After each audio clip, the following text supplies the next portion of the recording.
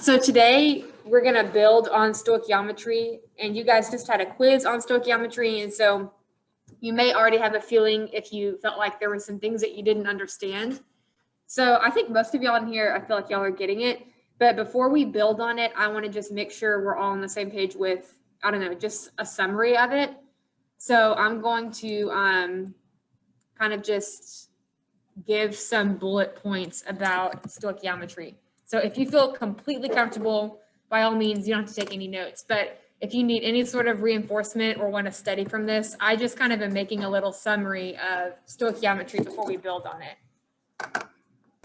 Okay, so the first point is like when your given has units of grams, you're going to convert to moles. And so when I say given, I think most of you all know what I mean, but it's the number that you're starting with. And so if they gave you, 5 grams of something, anytime you have grams, you're always going to convert to moles every time. And so whenever you're doing stoichiometry problems. So how would you convert to moles? What are the units for that? Or how would you do it? Yes, you're going to divide by the molar mass, right? And so the first step that you always do is you write down what you start with and you divide that by the molar mass of the given substance, right? So for example, let's say that you were given 55, or let's say 50 grams of iron, right? And ultimately, maybe you want to convert that to grams of something else, right? Well, no matter what, the first step that you always do, you break down the steps and you're going to divide by the molar mass. And the formatting that looks like is you're going to write 1 mole of Fe on top. And then on bottom, you're going to put in the molar mass. And where do you get the molar mass? Yeah, from the periodic table. And so for iron, that would be 55.85. And that's just the molar mass written underneath the symbol of iron on the periodic table. So this would be converting to moles of iron. So let me get my calculator. So ultimately, this is dividing, right? Even though you're setting it up as a fraction, you're doing 50 divided by 55.85. So if this were your problem that you're doing, let's say, then you would get 0.895 moles of iron. And we keep 3 digits because there's 3 digits here, right? So 3 here. So that's the first step.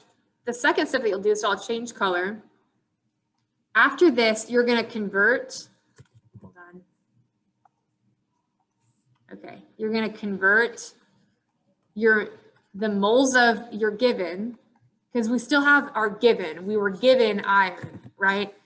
So you're going to convert moles of given to moles of what you're trying to find. So I'll say moles of find, meaning the substance you're trying to get to. And to do that, you're going to use the mole ratio. Use mole ratio. So I'm going to do an example just to have it make sense. So let's say that you've got, what was it? I'm going to do it in pink though.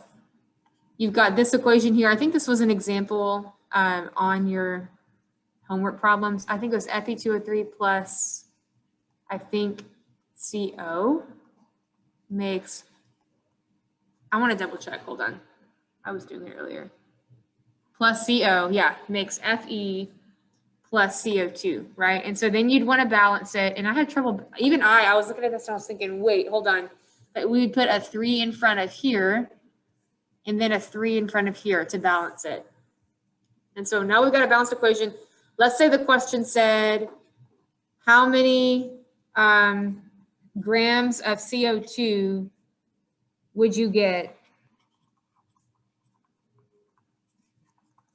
from, and then our 50 grams of iron, from 50 grams of iron. Okay, so we have already converted our 50 grams of iron to moles of iron, right? And so now our second step is we are going to pull that number down. So 0.895, right, moles of iron. So when you start with moles of something, sometimes the problem will give it to you already in moles, or sometimes you start with grams and then you convert to moles. Either way, when you're at the step where you have moles of your given substance, you're going to multiply and you're going to put what you want to get to on top, but in terms of moles. So moles of CO2, that's what we're trying to get to, right? And what are we going to put on bottom? What are we trying to cancel out? Yeah, moles of iron. And then we're going to put in the mole ratio. So for our CO2, we have the number 3, and that's supposed to be a 2 right there. For our iron, we have the number 2, right? And so when we do that, we'll get our answer in terms of moles of carbon dioxide. So 0.895 times 3 divided by 2 is, let's say that you get 1.34 moles of CO2, right? So now we've got moles of CO2. The last step that sometimes you'll have to add on is converting to grams. So the last step is going to be convert moles of what you have, because we have moles of it right now, moles of what we're trying to find to grams of what we're trying to find, right? And we're going to do that by multiplying times the molar mass. I'm going to write out multiply to make perfect sense, but multiply by the molar mass of what you're trying to find. So for example, you would take that 1.34 moles of CO2 and then multiply it times the molar mass of CO2, right?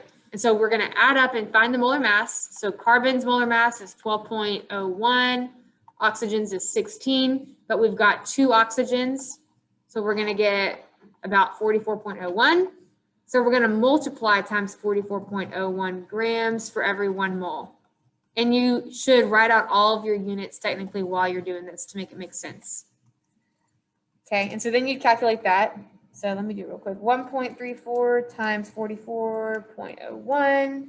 So you would get 58.97. So we would round that to 59.0. No, yeah, 59.0, because we need 3 digits. Okay. So basically, these are your 3 steps in any problem, any given problem. Sometimes you'll have less steps in this. This is a case where you'd have the most steps for stoichiometry. So I'm going to pull it all together. You could separate out the problem into 3 steps or do it as one long chain. So we started off with 50.0 grams of iron. And our first step was to divide by the molar mass, right? And so if you wanted to do it in one long chain, it would look like this, right? 55.85. And then let me color coordinate here. So this is our pink step. And then we did times this for every 2 moles of iron. And then for our blue step, we did times 44.01 grams for every 1 mole. And then you'd get a final answer. And when you do that, you're going to get the same answer that you get right here. So you're going to get 59.0 grams of CO2. Should be grams of CO2 as your answer. So you could break it up into each step like that, or put it all together. And so I try to color coordinate to help y'all see like how that pertains to each step. But sometimes, just so y'all know, just as a reminder, which y'all may know, the mole to mole ratio step is always going to be there for stoichiometry problems. That's like the definition of stoichiometry, is to use the equation to get your answer. This step is only necessary when you're converting from grams to moles. So you might not have to do this step if you start off with moles. And then this step is only necessary if you're trying to get to grams.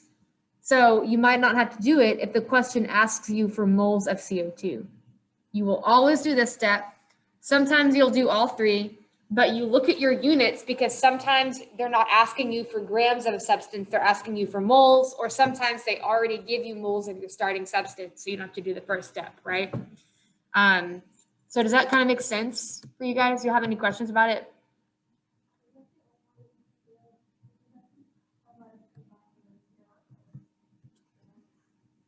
You mean like you did this and then times the 3? Like when like you would do 44.01 times 3 all in one step? Okay. Let me think about that.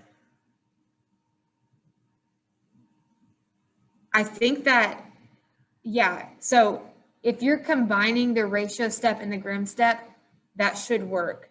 I think it's better to space it out. And so what you would do is whenever you're adding up the molar mass of a substance, like of this equation, you only look at this part, you don't look at the 3, right? Because you're dealing with the 3 in a separate problem. If you want to combine it, I think you should get the same answer because it's just being multiplied. And then you would skip this step. This is the main way we want to teach it to prevent confusion, but you can also do it that way too. It's a good question. Okay, anything else? This is basic, this is all that stoichiometry is, but we're going to add on it today with a new section called limiting reactants. Let me erase my notes so that I can rewrite them for you guys. So I would title this section limiting reactants. There are some new things that we're going to learn how to do and manipulate with it. But it's basically stoichiometry again. Okay.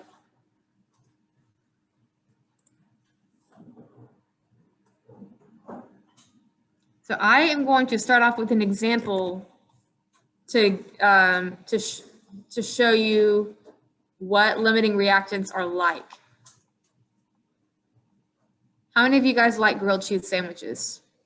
Or as a kid, I hated grilled cheese sandwiches growing up. I don't know why I did. I didn't like cheese, but now I do. Okay, so for all my grilled cheese sandwich fans, today is for you, okay? Because we're going to talk about it. We're not going to make them though, so I don't know if it's really all that exciting.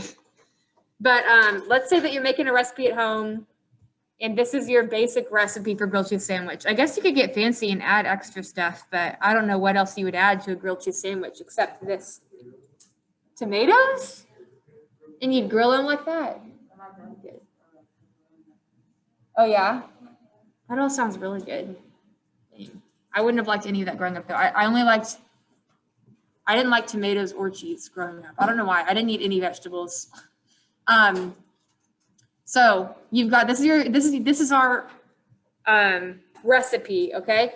And let's say that you're hungry and so you want to make some sandwiches and you open up a whole loaf of bread. And how many sandwiches would y'all say are in a loaf of bread? I mean, how many pieces of bread are in a loaf of bread? Would y'all guess? Would you say? 30? All right, let's go with it.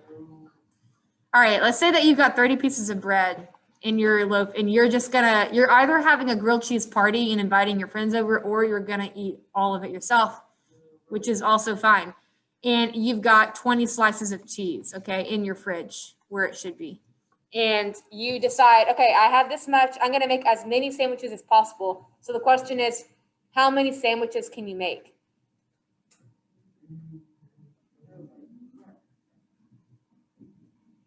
So you got 30 slices of bread and 20 slices of cheese.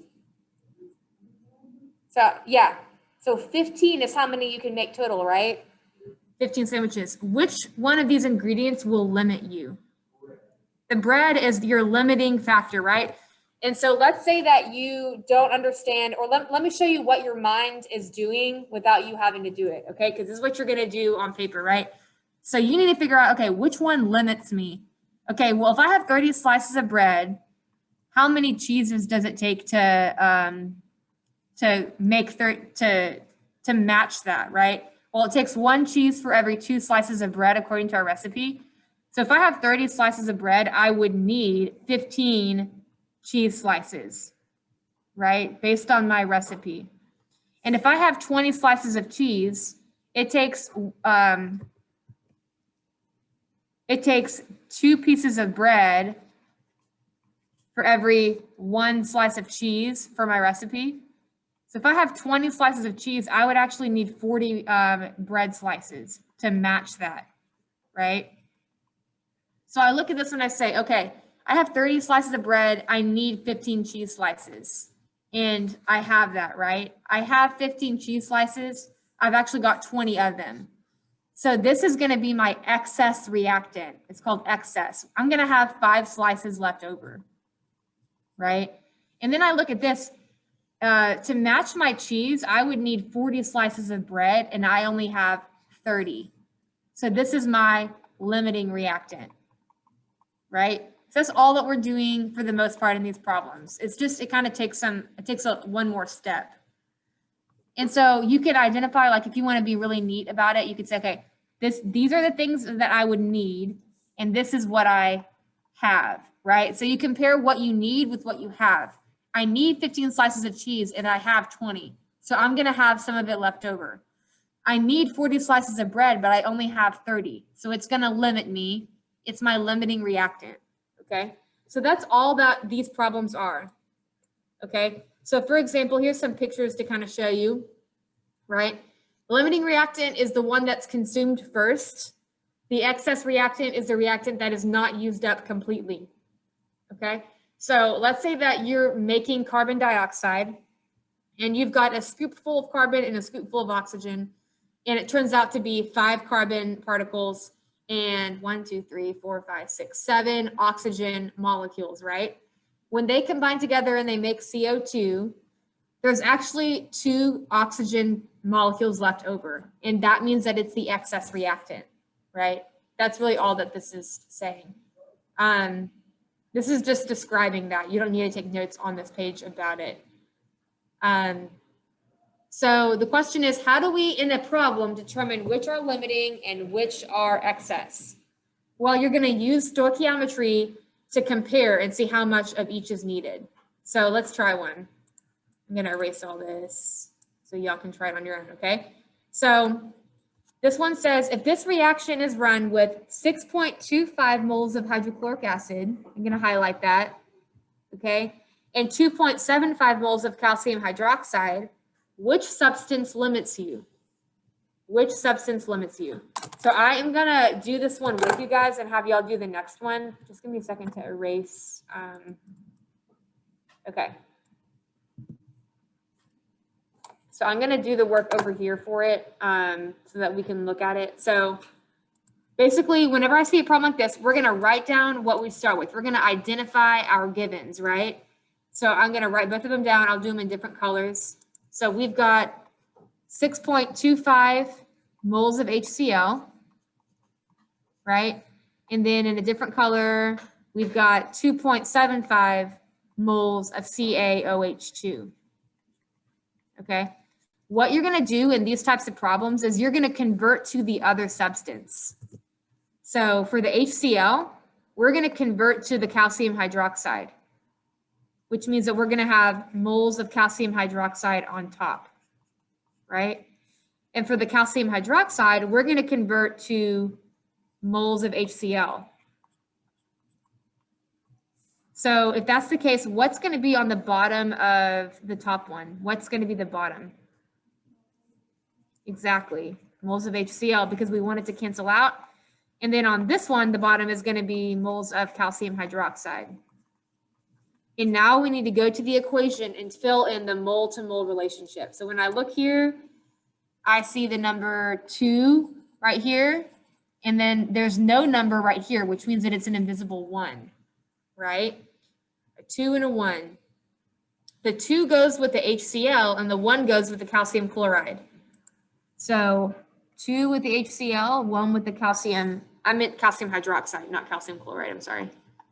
And so 2 goes with the HCl, 1 goes with calcium hydroxide. So we converted both to moles of the other one, right? So I'm going to calculate that, and I think it'd be like 3.13 moles of CaOH2, right? And then 5.5 moles of HCl here. So like we said earlier, this is what we would need, and this is what we have. So we're going to compare here. We need 3.13 moles of calcium hydroxide, and we have 2.75 moles. And so which one is going to be the limiting reactant? The calcium hydroxide, because we need 3.13 moles of it, and we only have 2.75 moles of it, right?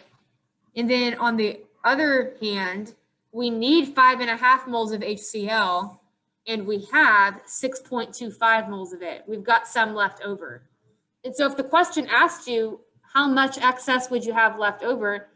We started off with 6.25 moles, and when we use up 5.50 moles, the reaction stops because that's all of the calcium hydroxide that we have, right? So you would subtract it, 5.0 moles.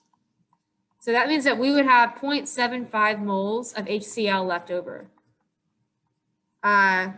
remaining. If a question asked you for that, right? You'd subtract this minus that for that part.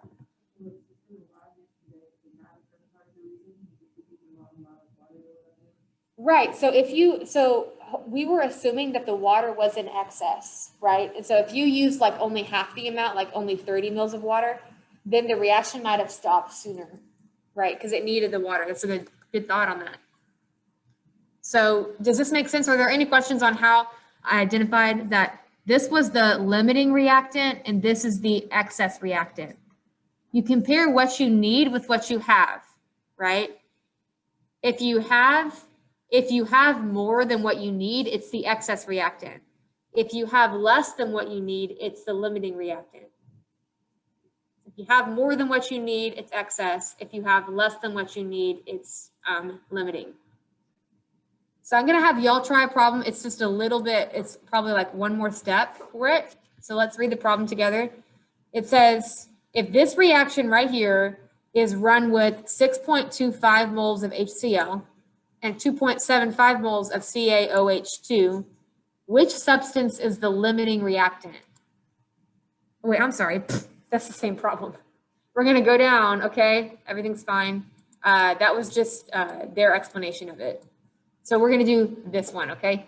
So we got this equation here, and it says if 95.0 grams of copper sulfate and 55.7 grams of oxygen are available, which reactant is limiting? So the one thing you guys should notice before you start to try is that we started here with moles of our starting substance, right? 6.25 moles. Here we're starting with grams, right? So what do y'all think we're going to need to do first? Yeah, we got to get to moles. So we're going to divide by the molar mass, and you need to basically convert grams of this to grams of that, and then convert grams of this to grams of that, right? So you're going to go from grams of copper sulfide to grams of oxygen starting with the 95.0, right? And then you're going to determine which one is your limiting reactant from that information. So I'm going to give you all a couple minutes to try that. Let me know if, ask questions if you're stuck on a problem rather than just giving up. 13.34 grams. Okay, so you should have divided by the molar mass, your molar mass. Oh, and I'm showing the answer too. That's awesome. So if y'all can look too, but you should have divided by 95.62. That's the molar mass of copper sulfide, right? Then you should have multiplied times 3/2 because that's the mole ratio. And then multiplied times 32 because that's the molar mass of oxygen. Ultimately, you should have gotten 47.7 grams of O2 for your first answer. So are there any questions about that one? Any questions about how we got that? So if you got 47.7 grams of O2, what's nice is that you actually can determine, you don't actually have to do both for this question, because you know that you need 47.7 grams of O2. And how many grams of O2 did you start off with? 55.7, right? And so you know that you have more to start with than you need. So you're going to have some oxygen left over, right? This is going to be leftover. So leftover means that it will be the excess reactant. And so that means that by default, the copper sulfide will be our limiting reactant, right? But if you wanted to double check yourself, you could have done the other way around. Started off with 55.7 grams of O2. Dang, it's so loud out there.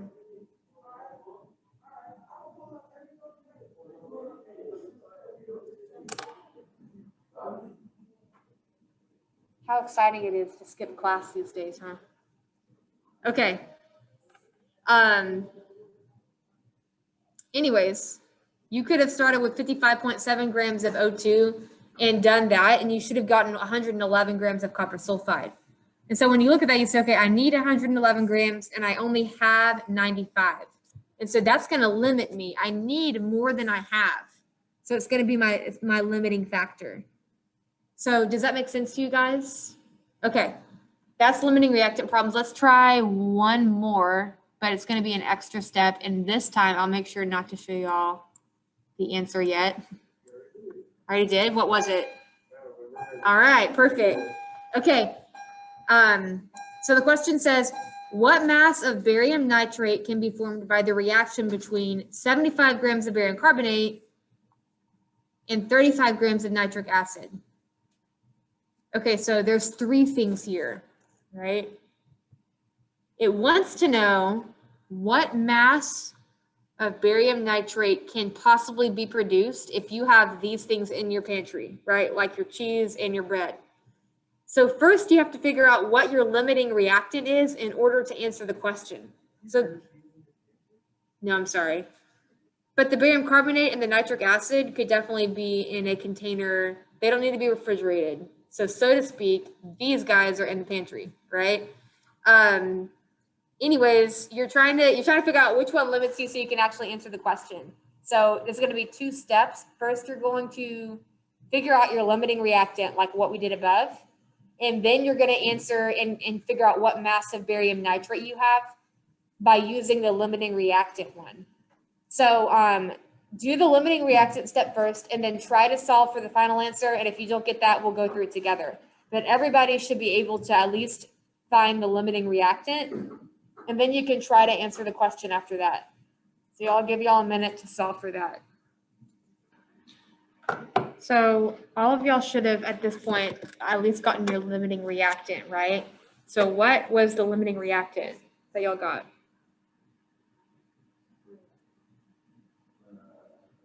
Nitric acid, great job. That is correct. Is that what you're going to say? Okay. So let me show y'all the work for calculating the nitric acid. It's written here. So you should have, if you had done the barium carbonate first, you ultimately should have gotten 47.9 grams of nitric acid. Okay, 47.9 grams. So just to double check, your molar mass for barium carbonate should have been 197.34 or something close to that. Your mole ratio should have been times 2/1 for the barium carbonate one. And then the molar mass of nitric acid should have been 63.02. So if you're getting the molar mass wrong, that's a simple fix, right? You just need to figure out what you added incorrectly. And then on a test, be really careful about adding everything correctly because it'll change your number, right? So when you did the first one, you could have just looked at that, or you could have done both. But when you see, okay, I need 47.9 and I only have 35. So it's going to be my limiting reactant. So once you know that, you've got 35 grams of nitric acid. And once the 35 grams is used up, the reaction stops because it's limiting. So this number is now irrelevant, the 75 grams of barium carbonate. You're now going to use 35 grams of nitric acid to answer the question.